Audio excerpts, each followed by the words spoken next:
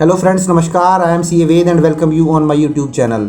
जैसा कि आप थंबनेल से देख पा रहे हैं, आज हम बात करेंगे सेक्शन 194S के बारे में। जो सेक्शन 194S है वो डील करता है TDS on crypto and virtual digital asset के ऊपर। तो यहाँ पर टीडीएस की डिडक्शन कर दी जाएगी यदि आप कोई क्रिप्टो एसेट को परचेज़ करते हैं, सेल करते हैं, या फिर वर्चुअल डिजिटल एसेट को डील करते हैं, इसके अंदर कोई सेल परचेज़ करते हैं। तो हम आगे डिटेल में जानने की कोशिश करेंगे इस वीडियो के अंदर कि किस सिचुएशन के अंदर जो है वो टीडीएस की डिडक्शन की जाएगी। वो सेल के टाइम डिडक्शन की जाएगी या परचेज़ के टाइम डिडक्शन की जाएगी, क्या रेट ऑफ टीडीएस रहेगा, किस रेट से इसकी डिडक्शन की जाएगी, किस पर्सन के द्वारा की जाएगी। और हम ये भी देखेंगे कि क्या इसमें कोई थ्रेशोल्ड लिमिट भी है कि इस लिमिट क्रॉस होने के बाद ही टीडीएस की डिडक्शन की जाएगी। तो इस वीडियो के अंदर हम इन सारी चीज़ों को देखने की कोशिश करेंगे और लास्ट में मैं आपको कुछ सिचुएशन भी आपके साथ डिस्कस करूंगा। इन सिचुएशन के अकॉर्डिंग मैं आपको बताने की कोशिश करूंगा कि वो कौन कौन सी सिचुएशन हो सकती हैं जहां पर टीडीएस की रिडक्शन करनी पड़ेगी और कौन जो पर्सन है वो रिस्पॉन्सिबल होगा इसको करने के लिए। तो चलिए हम डिटेल में एक बार अपनी वीडियो को जान लेते हैं। तो देखिए, सबसे पहले मैंने यहाँ पर आपको बताने की कोशिश की है बेसिक इन्फॉर्मेशन इस सेक्शन को लेकर। तो जो सेक्शन 194S है वो फाइनेंस एक्ट 2022 के द्वारा इंसर्ट किया गया और ये ऑलरेडी इफेक्टिव हो चुका है 1 जुलाई 2022 से। इसका मतलब 1 जुलाई 2022 और 1 जुलाई 2022 के बाद जो भी आपने वर्चुअल डिजिटल एसेट के अंदर डील किया है, उसको सेल परचेज़ किया है, तो उस केस में आपका जो टीडीएस है वो डिडक्ट हो जाएगा। तो चलिए अब इस पे ज़्यादा क्लैरिफिकेशन करने के लिए गवर्नमेंट ने क्या किया, इसको लेकर बहुत सारी कन्फ्यूजन्स थी। तो उन कन्फ्यूजन्स को दूर करने के लिए एक सर्कुलर नंबर भी निकाला जिसको हम बोलते हैं सर्कुलर नंबर 13/2022, जिसके अंदर बहुत सारी सिचुएशन को कंसिडर करते हुए क्लैरिफिकेशन दिया गया कि किस किस सिचुएशन में जो है टीडीएस की डिडक्शन हो सकती है। अगर मैं इसके रेट की बात करूं तो जो ये रेट लगाया गया है इसके ऊपर टीडीएस का वो लगाया गया है 1%। इट मीन्स अगर आप वर्चुअल डिजिटल एसेट्स या क्रिप्टो में अगर डील करते हैं तो आपके जो ट्रांजैक्शन है उसके ऊपर 1% की टीडीएस की डिडक्शन कर ली जाएगी। और इसके लिए जो रिस्पॉन्सिबल पर्सन बनाया गया है कि मीन्स किसकी जिम्मेदारी होगी टीडीएस काटने की, और जो टीडीएस को काटने के बाद गवर्नमेंट को जमा करवाएगा वो एक पेयर हो सकता है। और वो टीडीएस किसके ऊपर डिडक्ट करेगा? For the consideration transfer of virtual digital assets crypto NFT. Means जो वर्चुअल डिजिटल एसेट जिसने सेल की है, मीन्स जो सेलर है उसको जो पर्सन पेमेंट करेगा। अब यहाँ पर ये जो पेयर है ये ज़रूरी नहीं है कि बायर हो, बायर के अलावा भी यहाँ पर्सन हो सकते हैं। वो आगे मैं आपको बताऊँगा कि बायर के अलावा और भी कौन से पर्सन हो सकते हैं जो कि वर्चुअल डिजिटल एसेट जिसने सेल की है पर्सन ने, सेलर ने, उसको पेमेंट कर रहा है। तो यहाँ पर देखिए आपको बहुत गौर करने वाली चीज़ है। यहाँ पर जो रिस्पॉन्सिबल बनाया गया है टीडीएस को डिडक्ट करने के लिए और गवर्नमेंट को डिपॉजिट करवाने के लिए, वो एक पेयर को बनाया गया है, ना कि बायर को। तो ये जो पेयर की डेफिनेशन है इसमें बायर भी आ सकता है, इसके अलावा अदर पर्सन भी आ सकते हैं जो कि टीडीएस डिडक्ट करेंगे at the time of payment और credit whichever is earlier. तो चलिए इसमें देखिए आगे हम ये देख लेते हैं कि टीडीएस कब काटने की जरूरत नहीं पड़ेगी। तो टीडीएस देखिए तब काटने की जरूरत नहीं पड़ेगी यदि सपोज करें आप बायर हैं या पेयर हैं, आप एक स्पेसिफाइड पर्सन हैं। और यहाँ पर स्पेसिफाइड का पर्सन का मतलब है इंडिविजुअल हो सकते हैं, एचयूएफ हो सकते हैं। और जो वैल्यू ऑफ ट्रांजैक्शन है, मीन्स जो क्रिप्टो में आप डील कर रहे हैं उसका जो ट्रांजैक्शन है वो 50,000 से ज़्यादा नहीं है एक फाइनेंशियल ईयर में।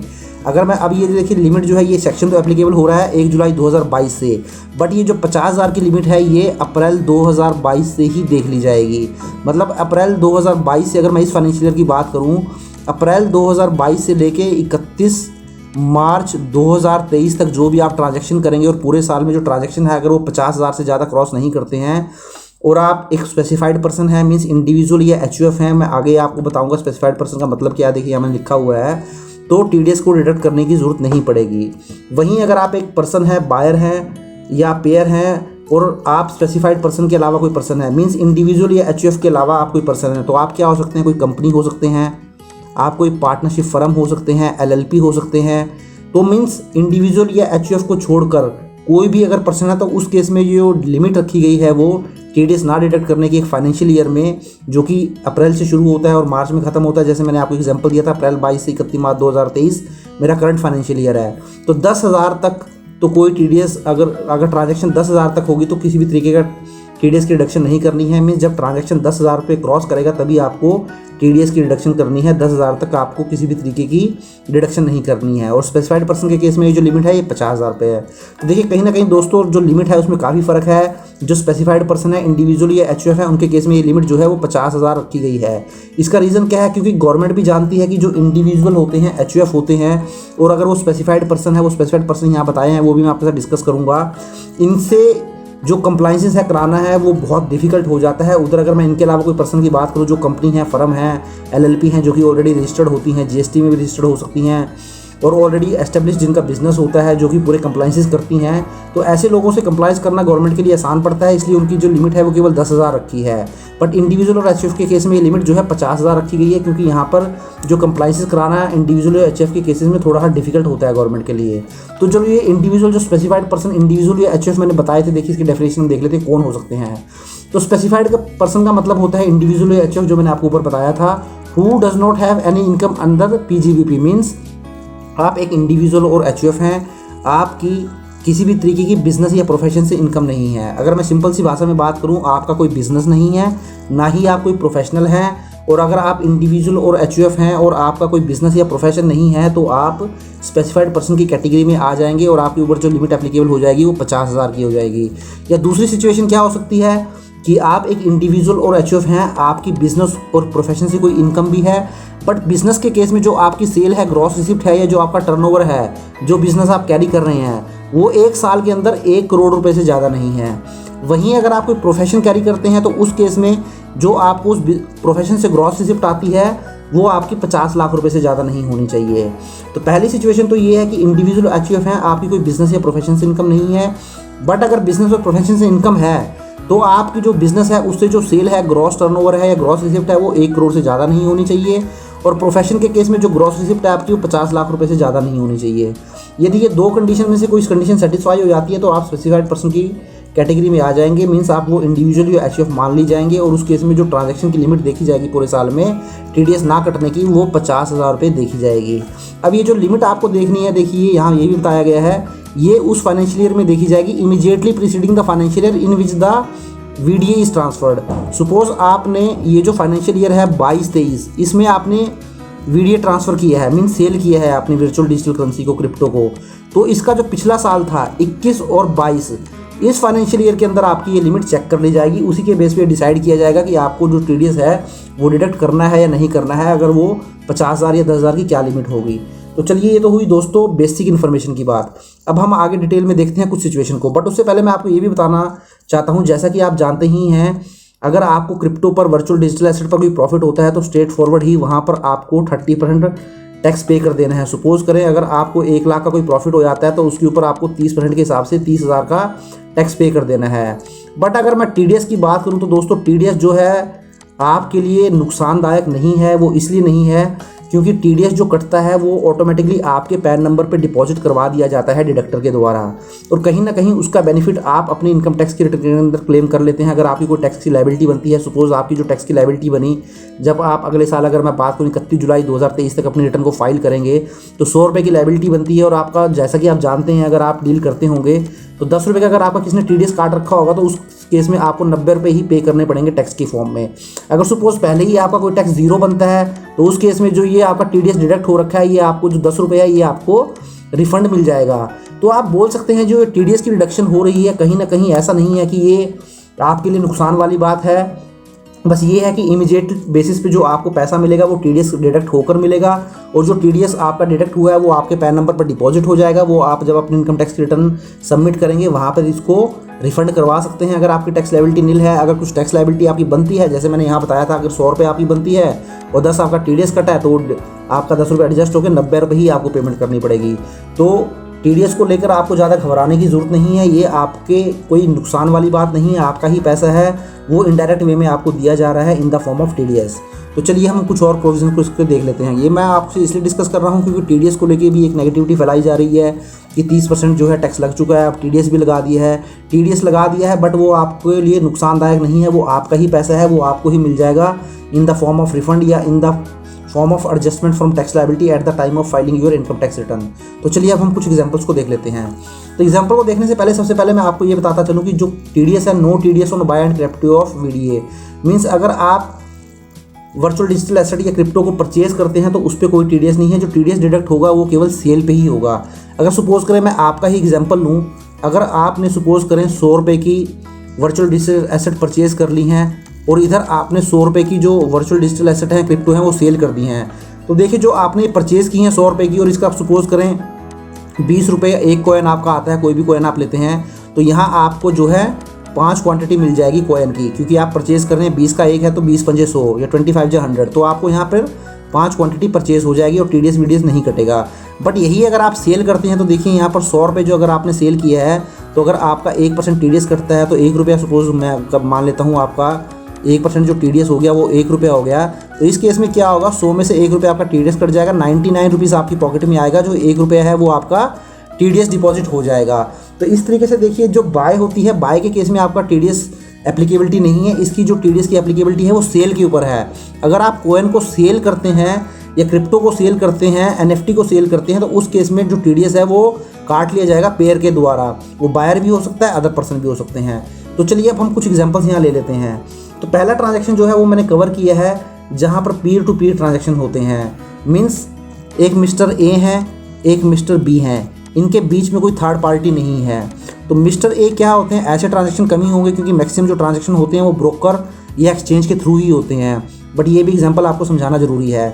अब सपोज करें, यहाँ मैंने आपको यही बताया, पीयर टू पीयर ट्रांजैक्शन का मतलब होता है 1-to-1 transaction, no involvement of exchange, broker and payment gateway. किसी भी तरीके का यहाँ पे पर्सन का इन्वॉल्वमेंट नहीं होता है, थर्ड पर्सन का, सिर्फ आप दो ही पार्टी होती हैं। अब देखिए दोस्तों, जब आप ए हैं, सपोज आपने 100 रुपये के कॉइन परचेज कर लिए, ए ने बाय कर लिए और बी ने सेल कर दिए। तो बी जो है वो सेलर है, ए जो है वो बायर है।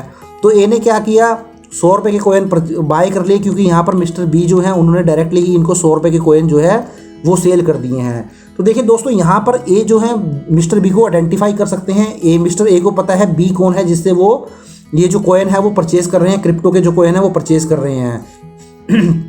तो इसलिए यहाँ पर मिस्टर ए क्या कर सकते हैं, डायरेक्टली ही जब इनको ये 100 रुपये की पेमेंट करेंगे ए मिस्टर बी को, तो यहाँ पर वो इनका 1% TDS डिडक्ट कर लेंगे, 1 रुपया, और 99 रुपीज़ इनको पेमेंट कर देंगे। और जो 1 रुपये TDS मिस्टर ए ने डिडक्ट किया है वो मिस्टर बी के पैन नंबर पर डिपॉजिट करवा देंगे। तो इसलिए यहाँ पर जो TDS को डिडक्ट करने की रिस्पॉन्सिबिलिटी है वो मिस्टर ए की है, जो कि बायर हैं। तो यहाँ पर जो रिस्पॉन्सिबिलिटी बनती है TDS को डिडक्ट करने की और डिपॉजिट करवाने की, वो मिस्टर ए की बनती है, जो कि यहाँ पर पेयर भी मिस्टर ए हैं। वो 1% TDS डिडक्ट करेंगे और उसके लिए जो फॉर्म यूज़ करेंगे, वो TDS का जो फॉर्म यूज़ करेंगे वो 26 QE का फॉर्म यूज़ करेंगे। तो देखिए यहाँ पर मैंने आपको यहाँ बताया था कि who is responsible for paying, means यहाँ पर मैंने वर्ड बायर यूज़ नहीं किया था, यहाँ पेयर वर्ड यूज़ किया था। तो देखिए यहाँ पर तो बायर ही पेयर है, क्योंकि यहाँ पर दो ही पार्टी हैं, मिस्टर ए और मिस्टर बी, दोनों एक दूसरे को जानते हैं, उनको पता है कि मिस्टर बी कौन है, मिस्टर ए कौन है। तो यहाँ आइडेंटिफाई करना ईजी है, इसलिए यहाँ जो बायर पे कर रहा है मिस्टर बी को, वही यहाँ पर पेयर है, वही बायर है, सेम पर्सन है, इसलिए वही TDS डिडक्ट कर लेंगे और डिपॉजिट करवा देंगे। बट देखिए अब आगे सिचुएशन चेंज हो जाएगी। अब सेकंड केस में अगर ट्रांजैक्शन आपका एक्सचेंज के थ्रू हुआ है, सपोज करें आपने WazirX के थ्रू या किसी भी इंडियन एक्सचेंज के थ्रू ट्रांजैक्शन किया है, तो यहाँ पर आपके 3 पर्सन इन्वॉल्व हो जाएंगे, बायर हो गया, सेलर हो गया, एक्सचेंज हो गया। अब देखिए यहाँ पे सिचुएशन चेंज हो जाएगी। अब यहाँ पे ए बायर थे, बी जो थे वो सेलर थे, और बीच में आपकी एक एक्सचेंज आ गई है, मैं सपोज कर लेता हूँ ये WazirX आ गई है। अब देखिए यहाँ पर मिस्टर ए और मिस्टर बी जो है वो आपस में जो कॉइन को सेल परचेज करेंगे वो WazirX के थ्रू परचेज करेंगे। अब यहाँ पर मिस्टर ए जो है वो बी को नहीं जानते हैं कौन है, यहाँ पर मैं सपोज कर लेता हूँ 100 रुपये की परचेज कर रहे हैं, 100 रुपये की सेल कर रहे हैं। अब यहाँ जो भी ये ट्रांजेक्शन परचेज और सेल के करेंगे वो WazirX के थ्रू करेंगे, आपस में नहीं करेंगे। और जब वो WazirX पे ये ट्रांजेक्शन करेंगे, ट्रेड करेंगे सेल और परचेज के, तो मिस्टर ए नहीं जानते होंगे कि मिस्टर बी कौन है, और मिस्टर ए बी नहीं ए मिस्टर ए को जानते होंगे ये कौन है। तो ऐसे सिचुएशन में कैसे पॉसिबल है कि मिस्टर ए जो है वो मिस्टर बी का TDS काट के डिपॉजिट करवा दे, क्योंकि TDS के लिए तो पैन नंबर की रिक्वायरमेंट होती है, पैन के ऊपर TDS डिपॉजिट होता है। तो यहाँ मिस्टर ए तो मिस्टर बी को जानते नहीं है, इसलिए ही यहाँ पर वर्ड यूज़ किया गया था पेयर, कि जो पेयर होगा अल्टीमेटली वही रिस्पॉन्सिबल होगा। अब यहाँ पर अगर मैं बी के लिए बात करूँ, जो बी को 100 रुपये पे कर रहा है, वो तो मिस्टर बी को जो 100 रुपये की पेमेंट आ रही है वो WazirX से आ रही है, क्योंकि मिस्टर बी नहीं जानते कि मिस्टर ए कौन है जो उनको पेमेंट कर रहे हैं, और वो पेमेंट मिस्टर ए जो है मिस्टर बी को डायरेक्टली कर भी रहे हैं। दोनों केसेस में WazirX क्या है कि मिस्टर ए से ये 100 रुपये ले रहा है, कलेक्ट कर रहा है, और वो मिस्टर बी को TDS काट के 1 रुपया 99 रुपीज़ वो जो है वो डिपॉजिट करवा देगा। तो यहाँ पर देखिए एक्सचेंज बीच में आ चुका है, इसलिए जो मिस्टर ए और मिस्टर बी है वो डायरेक्टली इन्वॉल्व नहीं है, तो मिस्टर ए यहाँ पे पेयर नहीं कहलाएंगे। यहाँ पर जो पेयर है वो WazirX कहलाएगा, क्योंकि जो मिस्टर बी को पैसा पे कर रहा है वो WazirX एक्सचेंज पे कर रही है। तो इस केस में वो जो 100 रुपये पे करेंगे, मैंने आपको पहले भी बताया है, उस 100 रुपये में से वो क्या करेंगे, 1 रुपये जो TDS है वो डिडक्ट कर लेगी और वो मिस्टर बी के नाम से डिपॉजिट करवा दिया जाएगा, और 99 जो है मिस्टर बी के पास अवेलेबल रहेंगे, वो अपने बैंक अकाउंट में उसको डिपॉजिट करवा सकते हैं। तो देख लीजिए यहाँ पर जो पेयर है, जो हमने ऊपर वर्ड यूज़ किया था पेयर, अपनी फर्स्ट स्लाइड में ये पेयर यूज़ किया था, यहाँ पर अब वो पेयर जो है वो चेंज हो चुका है। यहाँ पर जो पेयर है वो एक्सचेंज आ चुका है, जबकि मेरे फर्स्ट पॉइंट में जो पेयर था वो बायर था। तो यहाँ पर जो एक्सचेंज है, अगर आप एक्सचेंज के थ्रू ही करते हैं, और मैक्सिमम जो ट्रांजेक्शन होते हैं वो एक्सचेंज या ब्रोकर के थ्रू ही होते हैं, तो मैक्सिमम केसेस में आप मान सकते हैं कि जो ये आपका एक्सचेंज है वही आपका TDS डिडक्ट करेगा जब आप कोई कॉइन को सेल करेंगे वहाँ पर जाकर। जब आप बाय करेंगे तब नहीं करेगा, जब आप सेल करेंगे किसी कॉइन को तो उस केस में जो ये एक्सचेंज है वो आपका 1% TDS डिडक्ट कर लेगा और डिपॉजिट करवा देगा गवर्नमेंट को, और उसका बेनिफिट आपको मिल जाएगा जब आप अपनी रिटर्न को फाइल करेंगे। जैसे मैंने यहाँ पे 100 रुपये और 1 रुपये का एग्जाम्पल बताया था। 100 रुपये की आपकी सेल थी, 1 रुपये आपका TDS डिडक्ट हो गया, तो 99 तो आप इमीडिएटली ही अपने अकाउंट में डिपॉजिट करवा सकते हैं। 1 रुपये आपको इनकम टैक्स रिटर्न में in the form of TDS adjustment मिल जाएगा। अब थर्ड एग्जांपल ले लेते हैं हम। थर्ड एग्जांपल में सपोज करें आपका जो ट्रांजैक्शन है वो आपका ट्रांजैक्शन हुआ एक्सचेंज एंड ब्रोकर के थ्रू। मींस यहाँ पर अब इन्वॉल्वमेंट हो गया बायर का, सेलर का, एक्सचेंज का और ब्रोकर का। अब यहाँ 4 पर्सन का जो है इन्वॉल्वमेंट हो गया है। अब यहाँ पे भी आपको टेंशन लेने की ज़रूरत नहीं है एज ए इंडिविजुअल बायर, क्योंकि यहाँ पर क्या बोला गया है, जो सर्कुलर आया था 13/2022 वहाँ पर यही सारी क्लैरिफिकेशन की गई है। वहाँ यही बताया गया है कि अगर आप एक्सचेंज और ब्रोकर के थ्रू कोई ट्रांजैक्शन करते हैं तो इस केस में जो पेयर मान लिया जाएगा वो एक्सचेंज या ब्रोकर में से किसी एक पर्सन को मान लिया जाएगा और वही डिडक्ट करेगा आपका TDS 1%। अब इस केसेस में जो ये ब्रोकर और एक्सचेंज है ये आपस में एक राइटिंग में कॉन्ट्रैक्ट कर लेंगे और आपस में डिसाइड कर लेंगे कि एक्सचेंज रिस्पॉन्सिबल होगा TDS को डिडक्ट और डिपॉजिट करने के लिए, ब्रोकर होगा, वो आपकी हेडेक नहीं है। तो यहाँ पर एक्सचेंज और ब्रोकर आपस में एक राइटिंग में कॉन्ट्रैक्ट कर लेंगे और उस कॉन्ट्रैक्ट के अंदर डिसाइड कर लेंगे कि कौन रिस्पॉन्सिबल होगा इस TDS को डिडक्ट करने के लिए और डिपॉजिट करने के लिए। तो यहाँ पर भी देखिए जो पेयर हो जाएगा वो एक्सचेंज या ब्रोकर में से कोई एक पर्सन हो जाएगा। अब 4 ट्रांजेक्शन की मैं बात कर लेता हूँ। 4 ट्रांजेक्शन में सपोज करें आपका जो ट्रांजैक्शन होता है वो एक्सचेंज एंड ब्रोकर के थ्रू होता है और आप किसी पेमेंट गेटवे से पेमेंट करते हैं। अब यहाँ पर जो इन्वॉल्वमेंट हो जाती है वो बायर, सेलर, एक्सचेंज, ब्रोकर और पेमेंट गेटवे की हो जाती है। तो देखिए यहाँ पर भी सेम वही सिचुएशन हो जाएगी। यहाँ पर भी जो आपका पेयर कहलाएगा वो एक्सचेंज कहलाएगा या ब्रोकर कहलाएगा और वो आपका 1% जो TDS है वो डिडक्ट कर लेगा। इस केस में भी जो ब्रोकर और एक्सचेंज है वो आपस में कॉन्टैक्ट कर लेंगे कि कौन रिस्पॉन्सिबल होगा TDS को डिडक्ट करने के लिए। यहाँ पर दोस्तों जो पेमेंट गेटवे है उसको इस प्रोविज़न से बाहर रखा गया है। जो पेमेंट गेटवे है उसको किसी भी तरीके की रिस्पॉन्सिबिलिटी नहीं होती है आपका TDS डिडक्ट करने की। तो यहाँ पे भी जो आपका एक्सचेंज और ब्रोकर है वही रिस्पॉन्सिबल होगा आपका TDS डिडक्ट और डिपॉजिट करवाने में।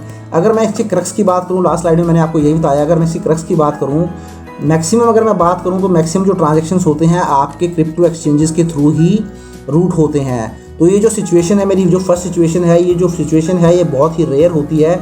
आपके जो मैक्सिमम ट्रांजैक्शन होंगे वो एक्सचेंजेस के थ्रू ही होंगे और वहाँ पर जो बायर है वो लाइबल नहीं होगा TDS की डिडक्शन के लिए। मींस अगर आप एक बायर हैं या आप कह सकते हैं आप पेयर हैं, आप जो है लाइबल नहीं होंगे TDS को डिडक्शन करने के लिए। सॉरी, यहाँ पर जो बायर है आप अगर बाय कर रहे हैं तो आप लाइबल नहीं होंगे। यहाँ पर केवल जो एक्सचेंजेस हैं, जिस एक्सचेंज पर ये कॉइन को आप बाय और सेल कर रहे हैं वही एक्सचेंजेस जो हैं TDS की कंप्लाइंसेस करेंगे, TDS रूल्स को कंप्लाई करेंगे। मींस आपका जो TDS डिडक्ट करना है उसको डिपॉजिट करवाना है, TDS की रिटर्नें फाइल करनी है।